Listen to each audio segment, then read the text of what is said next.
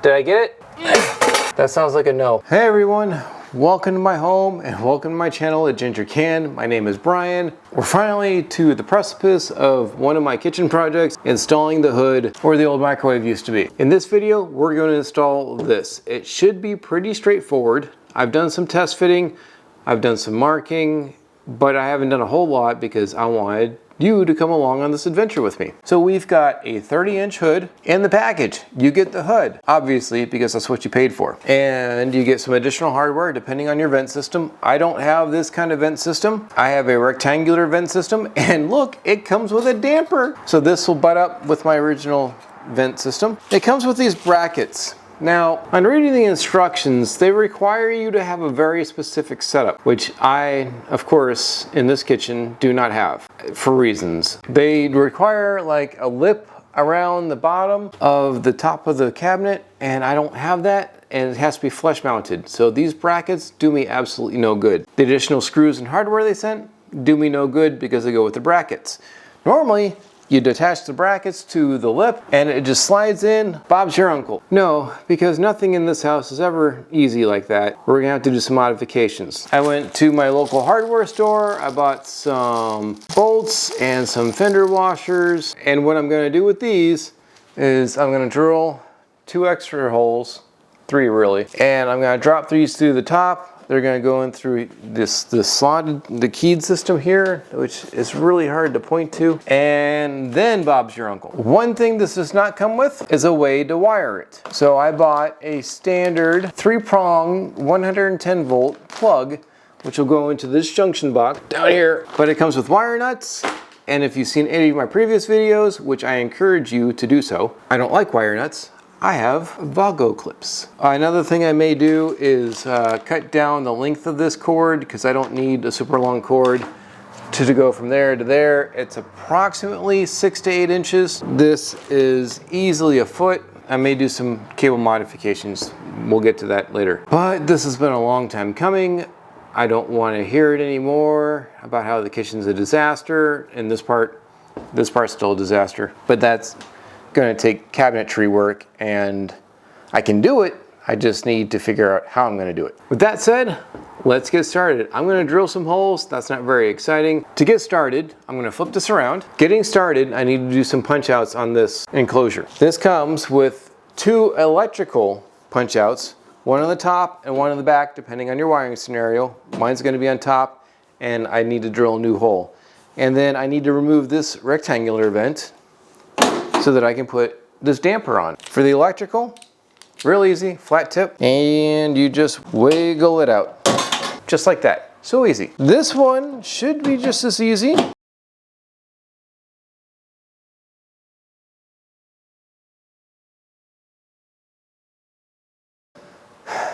And all that did was elongate the hole and drop my bit.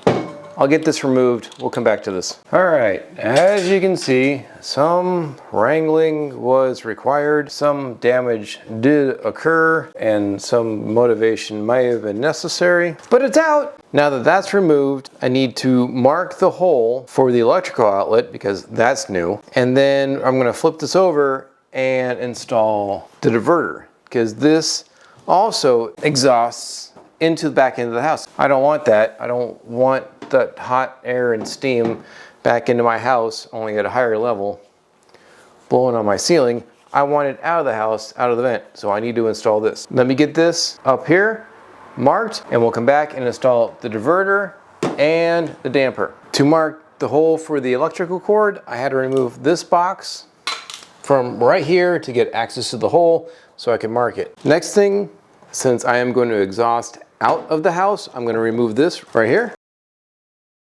And I am going to install the diverter. And I have played around with this, and it's a real pain in the backside to get in. I have found that it's easier to remove this shroud with this one screw right here.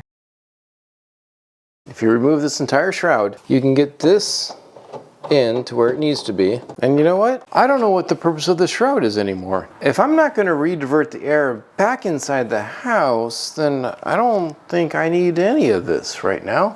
The instructions aren't very clear on this, but I'm thinking that since I'm not going this way, I don't need this to divert it this way. It's all enclosed and going out this way now. That's there. Let's install the baffle, which goes on the top for me because I'm not exhausting out the back. The baffle opens towards the front, and these should be just as simple as self-tapping screws found in your hardware kit. This is not a very airtight seal.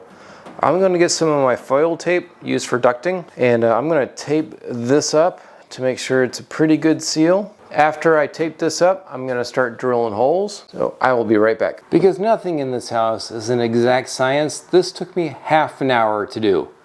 To drill a couple of flipping holes and to tape this up. These holes though, let me tell you something. If you are going to install a hood, I hope you have a lip here and not flush mounting it like I am, because I discovered a couple of things. One, this is designed to sit on top of the hood. Well, I can't do that because I'm flush mounting it, so it has to go inside the hood. To access this makes it really difficult because it's inside the hood, A, and B, these screws are really long. This is the tension relief for the power plug. It's really required, and if not required, a really good idea to have. There shouldn't be a lot of tension going on here because once it's mounted, it's mounted. If it drops, so be it, it drops. But you do want tension relief on this. So I had to drill a hole, and then drilling the hole wasn't easy. You can see I marked up the top a little bit, and even then it's questionable. It should work. I'm hoping it works, and we're gonna find out if it works. For the holes for mounting, I'm using 1/4 inch, 20 thread per inch bolts. I think these are 1.5 inches long. I'm also using fender washers. The original microwave had 2 or 3 washer stacks because they don't understand fender washers. Fender washers are really wide and they come in different sizes. I'm also going to use nylock nuts. I don't have to. I'm just going to, because they're 18 cents a piece. I only need 4 of them. The plan now is I'm going to put this up into this cavity. This in the vent is movable. And then I'm gonna bolt 2 of these in with just regular nuts. The other 2, I'm gonna drop in my 1/4 inch machine screws and secure those with nylock nuts. Remove the nuts from the other 2, replace them with nylock nuts, and then this is secured.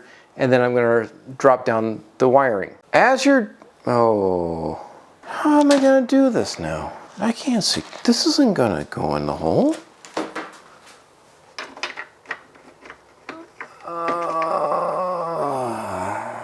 The strain relief hole needs to be much, much bigger. I need a hole bigger than this nut that goes on the strain relief that secures it to the hood. What's going to end up happening is I'm going to drop the wiring through the hole because this head is not going to fit. It's not. Feed the nut onto the wire, feed the wire through the strain relief, secure it to the hood. I'm not going to tighten down the strain relief because I'm going to need to remove some of the slack. Install the hood, adjust the strain relief.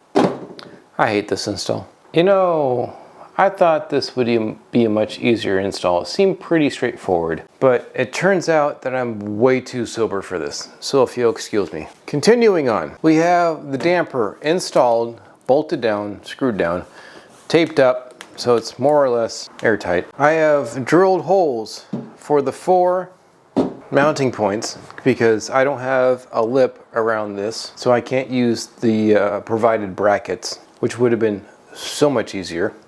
It would have also provided me enough space to install the strain relief properly, which I do not have, which required me to make the hole for the power cable much larger to accommodate the nut for the strain relief. And this is where we're at. Nothing in this house is simple. I don't know why. I really don't. It seems like a straightforward project, and then it's just one little thing after another, and it starts to drive you mad. With that said, we have the holes drilled. We have the mounting hardware that I had to purchase extra because I'm mounting it flush. For some reason, when they installed the microwave, they didn't install the lip. I don't know why. They also didn't install a baffle, and that's a time for a different video because There's a long time in this house that I was very curious as to why there were insects inside my microwave when it was closed. I'll save that for a different video. The plan now is I'm going to install the strain relief here right now. And then I'm going to run this power cord through the hole down to the top of the stove, which is covered in sawdust. Feed it through the strain relief, lift the entire assembly up, get at least opposing corners attached so that I can start securing this to the bottom of the cupboard. And I'm going to bring you all around closer so you can see this beautiful disaster, because that's ultimately what this is slowly becoming. So come around!